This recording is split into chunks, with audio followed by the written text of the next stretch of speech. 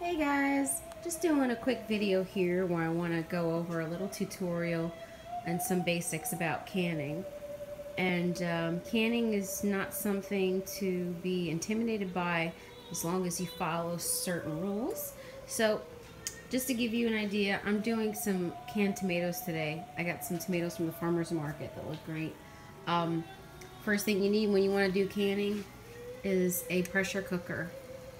You can do a basic boil canning, but to really be on the safe side, and if you are interested in canning meats, you want to do a pressure canner. Now this one is about 16 quart.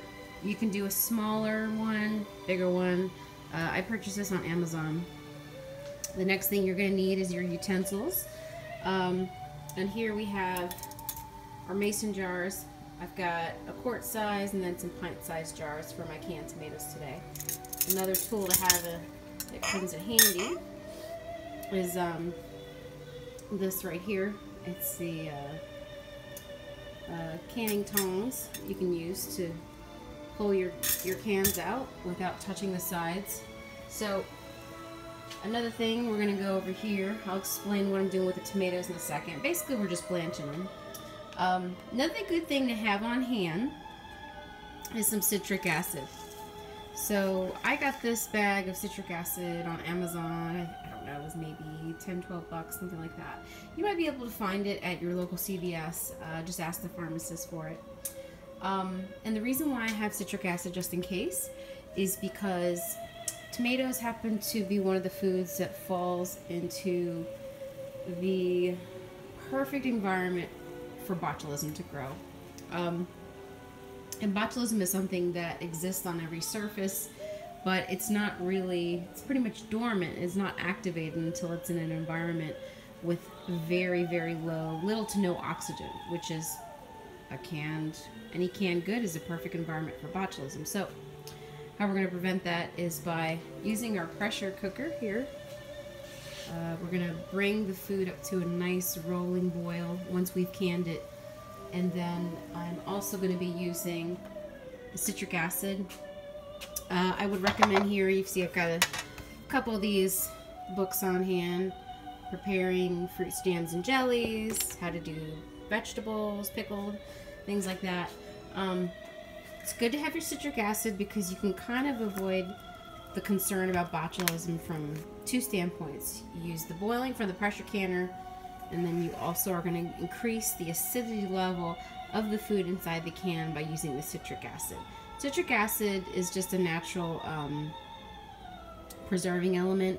It's not going to affect the flavor of your food, and also because usually we don't need very much of it.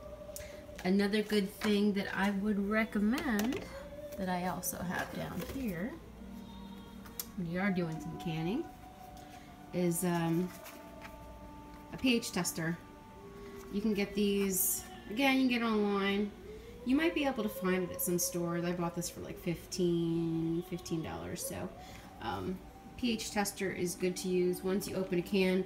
If you're concerned, you can always check the pH level, and the reason we do that is because botulism tends to thrive in environments between 4.6 and about 7.2, which is kind of a slightly acidic but neutral environment. So that's the thing we want to pay attention to.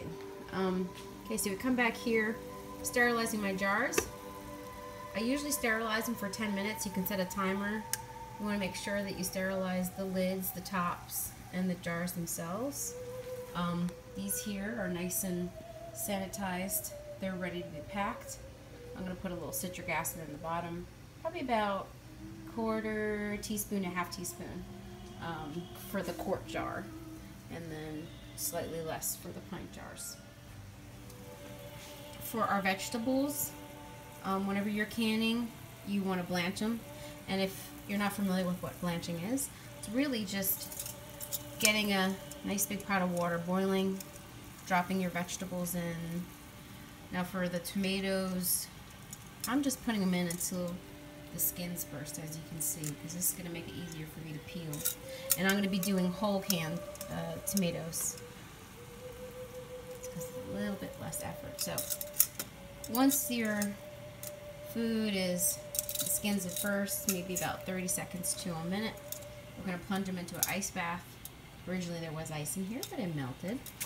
And then you're just going to do that just to cool it down. And what that also does is it preserves the color of your veggies. This will make it easier for me to handle the tomatoes once they cool down. And then we'll get back to the next part of our canning process. And I'll see you guys soon. All right, thanks.